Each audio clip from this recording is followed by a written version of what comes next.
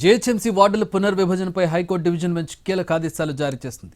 104, 134 వార్డుల మ్యాప్లు, జనాభా వివరాలను ఇవాళ ఉదయం 10 గంటలలోపు పబ్లిక్ డొమైన్లో ఉంచాలని ఆదేశించింది. జీహెచ్ఎంసీ వార్డుల పునర్విభజనకు జారీ అయిన ప్రాథమిక నోటిఫికేషన్ సవాల్ చేసిన కేసులో సింగిల్ బెంచ్ ఇచ్చిన ఉత్తర్వులను హైకోర్టు డివిజన్ బెంచ్ సవరించింది. 104, 134 వార్డులకే సింగిల్ బెంచ్ తీర్పు వర్తిస్తుందని తెలిపింది. ఇవాళ ఉదయానికి పిటిషనర్లకు మ్యాప్లు, వివరాలు ఇవ్వాలని జీహెచ్ఎంసీ కమిషనర్ను హైకోర్టు ఆదేశించింది. ఆ తర్వాత అభ్యంతరాలు వ్యక్తం చేసేందుకు పిటిషనర్లకు 48 గంటల గడువు విధించింది.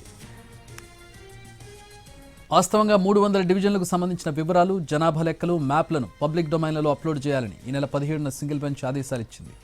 సింగిల్ బెంచ్ జారీ చేసిన ఉత్తర్వులను తెలంగాణ సీఎస్, జీహెచ్ఎంసీ కమిషనర్ సవాల్ చేశారు. లంచ్ మోషన్ పిటిషన్లపై విచారణ జరిపింది న్యాయస్థానం.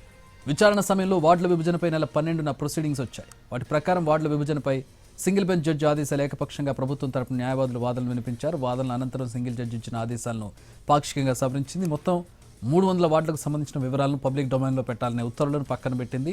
పిటిషనర్లు ఆశ్రయించిన 104, 134 వార్డుల వివరాలు మాత్రమే పబ్లిక్ డొమైన్లో ఉంచాలని జీహెచ్ఎంసీ కమిషనర్ను ఆదేశించింది.